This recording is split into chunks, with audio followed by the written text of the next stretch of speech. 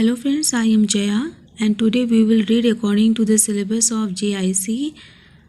Friends मैंने cover up किया है Geoffrey Chaucer, William Shakespeare, John Milton, Dryden, Alexandra Pope, William Wordsworth, PB Shelley और आज हम लोग पढ़ेंगे जॉन कीट्स को। ये है जॉन कीट्स की pic. Now John Keats was an English romantic poet.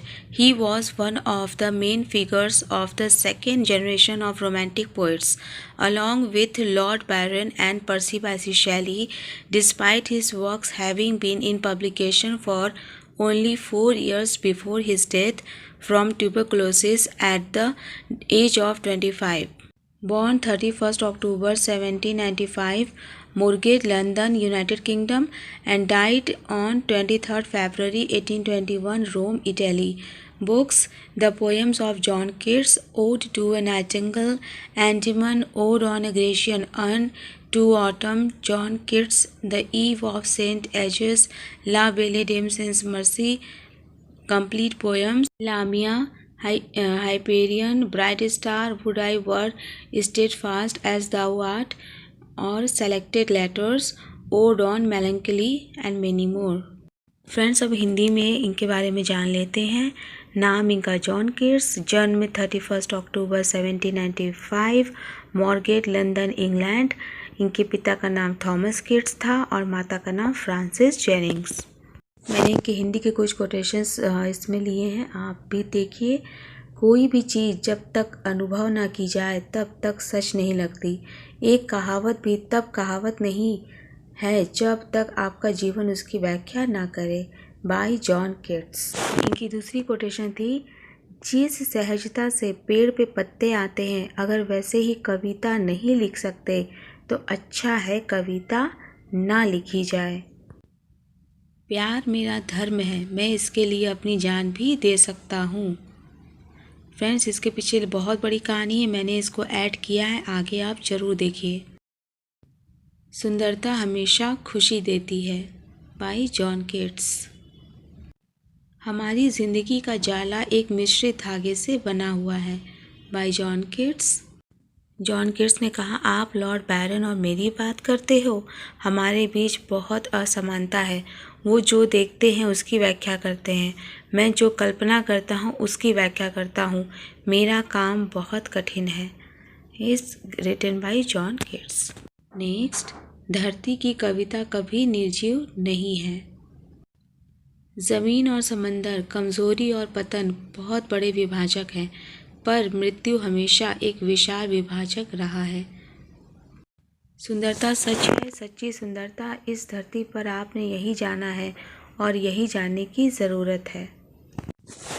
John Keats, born 31 October 1795, death 23 February 1821। Keats की नेशनैलिटी थी इंग्लिश ब्रिटिश। फादर का नाम थॉमस कीट्स, मदर का नाम Francis. Profession: poet, physician, and famous for an English romantic poet. He was one of the main figures of the second generation of romantic poets, along with Lord Byron and Percy Bysshe Shelley. Friends exam का pattern भी देखना है और previous year papers भी देखने ही कैसे questions आते हैं, तो मैंने एक एक पॉइंट को ऐड किया है ताकि हम लोगों की तैयारी सॉलिड रहे। फ्रेंड्स जॉन कीट्स की कविता तो अमर थी ही, उनकी लव स्टोरी भी अमर थी, तो इसलिए मैंने उसे ऐड किया है ताकि हम लोग जानें और उसको पोइटिक इम्पोर्टेंस और उसका प्रभाव है, क्या पड़ा प्रभाव, उसको जानने के लिए मैंने इसे ऐड किया है। आइए पढ़ते हैं। बहुत ही इंटरेस्टिंग स्टोरी फ्रेंड्स, थोड़ा सा ट्रेजिडी भी है इसमें, लेकिन थोड़ा क्या बहुत ज़्यादा ट्रेजिडी है, लेकिन इसको जानना बहुत ज़रूरी है। तो चलिए पढ़ते हैं। लोग ज़िंदगी भर काम करते हैं, फिर भी इतिहास के पन्नों पर उनका नाम दर्ज नहीं होता। जॉन कीट्स ने महज 5 साल 5 इयर्स संजीदगी से लेखन किया और उन्हें दुनिया के महानतम कवियों में से एक माना गया। कीट्स को सिर्फ 25 इयर्स की लाइफ मिली थी।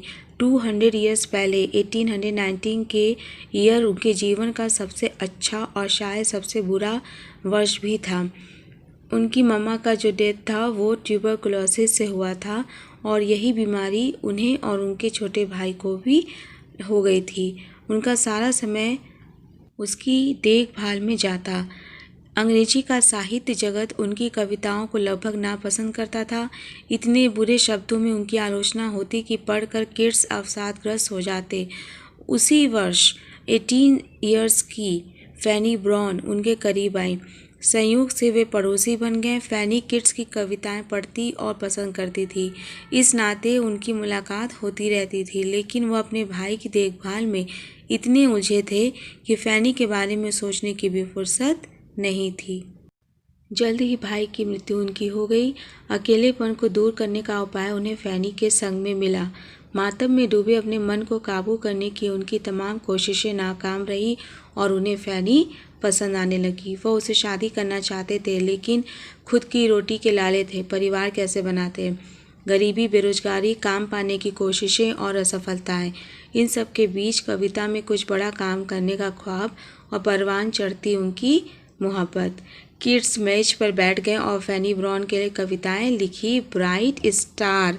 फ्रेंड, अब आपको समझ में आया मैंने ये 2 पेज क्यों ऐड किया था, क्योंकि किड्स की एक कविता है, पोयम है ब्राइट स्टार। तो इसका बैकग्राउंड हम लोगों को पता चल गया। अब इस पोयम को कभी भी पढ़ने में हमें आसानी होगी। यह उनकी सबसे मशहूर कविताओं में से एक है।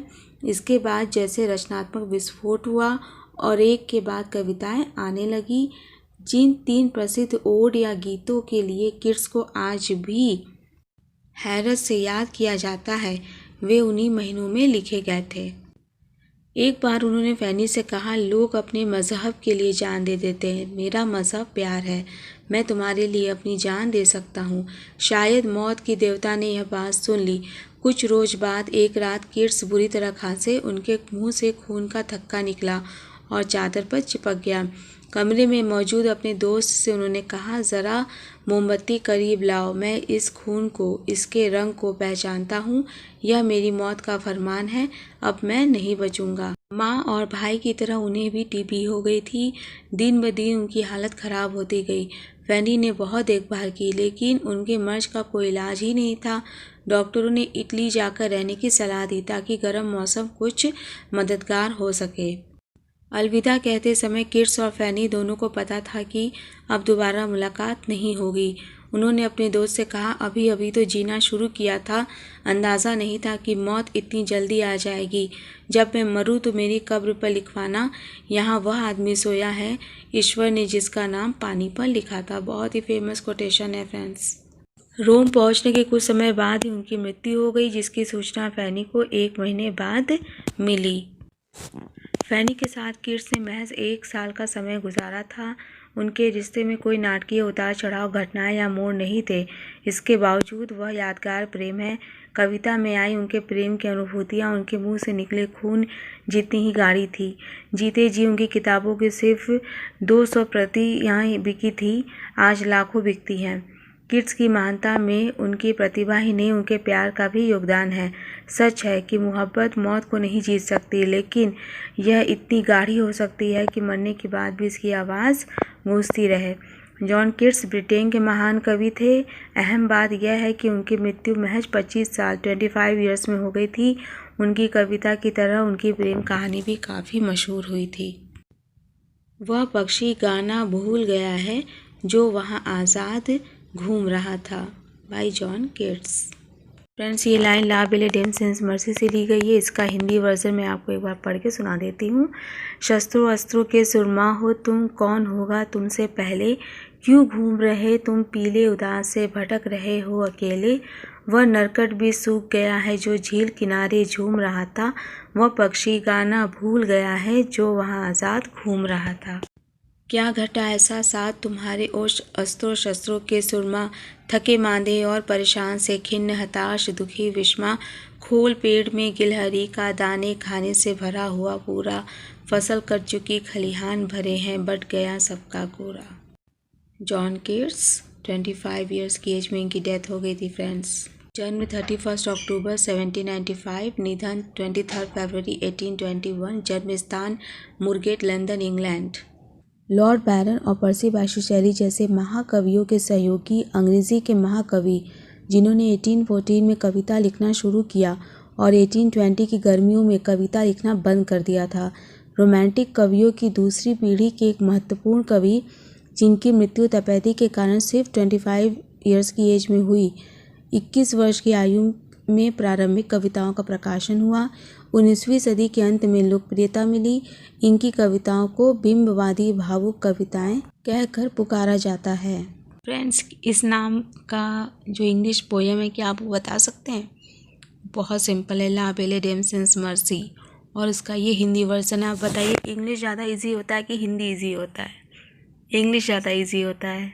फिर से मैं पढ़ दे रही हूँ। शस्त्रों अस्त्रों के सुरमा हो तुम, कौन होगा तुमसे पहले, क्यों घूम रहे तुम पीले, उदास से भटक रहे हो अकेले।